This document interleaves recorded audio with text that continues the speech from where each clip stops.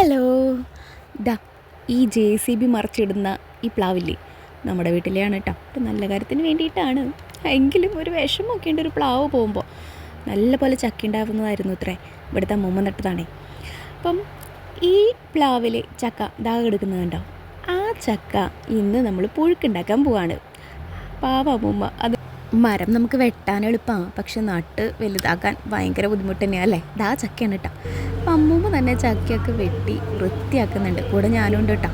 ചക്കക്കുരും ചക്കയൊക്കെ നല്ല പോലെ നമ്മൾ വെട്ടി വൃത്തിയാക്കി വെച്ചു. നമുക്കിനി പുഴുക്കുണ്ടാക്കിയാലോ. അടിപൊളി പുഴുക്കാണ് കേട്ടോ. തൃശ്ശൂരുകാരുടെ പുഴുക്കാണ്, കണ്ണൂരുകാരുടെ ഒന്നും അല്ല. നമ്മൾ തൃശ്ശൂരുകാർ ഉണ്ടാക്കുന്ന തരത്തിലാണ് ഞാൻ ഉണ്ടാക്കുന്നത്. ഇവിടെ പുഴുക്ക് എങ്ങനെ വെക്കാമെന്ന് എനിക്കറിയില്ല. അപ്പോൾ എൻ്റെ ഒരു വിഷമം എനിക്കത് ചോദിക്കാൻ വേണ്ടിയിട്ട്. അപ്പോൾ ഞാൻ എന്ത് ചെയ്തു എന്ന് വെച്ച് കഴിഞ്ഞാൽ, ഈ ചക്കക്കുരും ചക്കയൊക്കെ ഇട്ട് അതിൽ കുറച്ച് വെള്ളം ഒഴിച്ച് കുറച്ച് മഞ്ഞൾപ്പൊടിയും കുറച്ച് ഇട്ടുള്ളൂ കേട്ടോ. കൂടിയ കുഴപ്പമാണേ. അപ്പോൾ കുറഞ്ഞാൽ നമുക്ക് പിന്നീടാം. കുറച്ച് ഉപ്പും ഞാൻ കുറച്ച് ഇട്ടുള്ളൂ കേട്ടോ. കൂടിയ അതും കുഴപ്പമില്ലേ. അപ്പോൾ ഇതങ്ങോട്ട് ഇട്ട് കുക്കറിൽ അടച്ച് വെച്ച് അങ്ങോട്ട് വേവിക്കാം. ഒരു വിസിലടിച്ചാൽ മതി കേട്ടോ. പിന്നെ സിമ്മിലിട്ട് ചെറുതായി അങ്ങോട്ട് വെന്തോളും. അതിനിടയ്ക്ക് അതിൻ്റെ അരപ്പ് ശരിയാക്കാം. ഒരു 2-3 പച്ചമുളക്, എരിവിടെ കുറച്ച് മതി എല്ലാവർക്കും. പിന്നെ ജീരകം, വെളുത്തുള്ളി, പിന്നെ കരിയാപ്പില. ഇവിടെ കരിയാപ്പില എന്ന് പറയാം, നമ്മൾ കറിവേപ്പില. ഇതെല്ലാം കൂടി തേങ്ങയും കൂടി ഇട്ട് നല്ല പോലെ അരച്ചെടുക്കരുത്. അതിൽ കുറച്ച് മഞ്ഞൾപ്പൊടിയും കൂടെ ഇട്ട് നമ്മളൊന്ന് ഒതുക്കിയെടുത്താൽ മതി. നമ്മൾ തൃശ്ശൂരൊക്കെ ഒതുക്കിയെടുക്കുക എന്ന് പറയാം. ഇവിടെ എങ്ങനെയാണെന്ന് എനിക്കറിയില്ല കേട്ടോ, കണ്ണൂർ പറയാം. അതിതാ ഇതുപോലെ നല്ല ഭംഗിയായിട്ട് നല്ല മഞ്ഞ കളറല്ലേ ഒതുക്കി അങ്ങോട്ട് എടുക്കുക കേട്ടോ. അപ്പോഴേക്കും ചക്ക വെന്തിട്ടുണ്ടാവും. ഒരു ഉരുളി അടുപ്പത്ത് അങ്ങോട്ട് വെക്കുക. എന്നിട്ട് നമ്മളതിൽ നല്ല വെളിച്ചെണ്ണ ഒഴിക്കാം. വെളിച്ചെണ്ണ ഒഴിച്ചിട്ട് നല്ലൊരു ടേസ്റ്റാണ്. വെളിച്ചെണ്ണ ചൂടായതിന് ശേഷം മാത്രം കടുകിടുക. അപ്പോഴേ നല്ല പോലെ പൊട്ടിത്തെറിക്കുള്ളൂ. പിന്നെ നമ്മൾ ഇട്ട് കൊടുക്കേണ്ടത് വറ്റൽമുളകാണ് കേട്ടോ.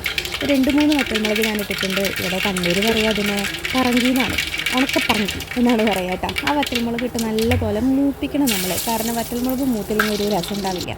എൻ്റെ ലേശം കരിഞ്ഞു, എന്നാലും കുഴപ്പമില്ല. കുറച്ച് കരിയാപ്പില ഇട്ട്, ഇവിടെ കരിയാപ്പില എന്ന് പറയാം, നമ്മളിവിടെ തൃശ്ശൂരുകാർ കറിവേപ്പില എന്നിട്ട് പറയാം. അതും ഇട്ട് പിന്നെ നമ്മുടെ ഈ അരപ്പുണ്ടല്ലോ, ഒതുക്കി വെച്ചിരിക്കുന്ന തേങ്ങയും നല്ല പോലെ ചേർക്കുക. ആ തേങ്ങ ഒന്ന് നന്നായി നമ്മളൊന്ന് ഇളക്കണം കേട്ടോ. കാരണം അതിൻ്റെ ഒരു പച്ചമണം ഒന്ന് പോകുന്നത് നല്ലതാണ്. ഒരു ടേസ്റ്റ് വ്യത്യാസം, അല്ലെങ്കിൽ ആ തേങ്ങേൻ്റെ പച്ച കൂട്ടുണ്ടാവും നമുക്ക്. നമ്മൾ അടി പിടിക്കാതെ ഇളക്കണം കേട്ടോ, എങ്കിലേ ഒരു ടേസ്റ്റ് ഉണ്ടാവുള്ളൂ. അല്ലെങ്കിൽ വെറുതെ പോയാൽ പിന്നെ എന്തിനു കൊള്ളാം അല്ലേ. അപ്പോൾ ഞാൻ നല്ലപോലെ ഇളക്കി കൊടുത്തതിന് ശേഷം ആ വേവിച്ച് വെച്ചിട്ടുള്ള ചക്കയും ഇട്ട് കൊടുത്തു കേട്ടോ. ചക്കയിൽ കുറച്ച് മഞ്ഞൾപ്പൊടി കുറഞ്ഞു, ഞാൻ പറഞ്ഞില്ലേ. കൂടിയാലല്ലേ പ്രശ്നം, കുറഞ്ഞു കഴിഞ്ഞാൽ നമുക്ക് ഇച്ചിരി ഇട്ടിട്ട് അഡ്ജസ്റ്റ് ചെയ്യാം. അപ്പോൾ ഞാൻ ലാസ്റ്റ് കുറച്ച് ഞാൻ ഇട്ടു കേട്ടോ, മഞ്ഞൾപ്പൊടി ഇട്ടോ. ഒരു കളർഫുള്ളായിരുന്നോട്ടെ, അതല്ലേ നമുക്ക് കാണുമ്പോഴും രസം എന്ന് വിചാരിച്ചിട്ട്.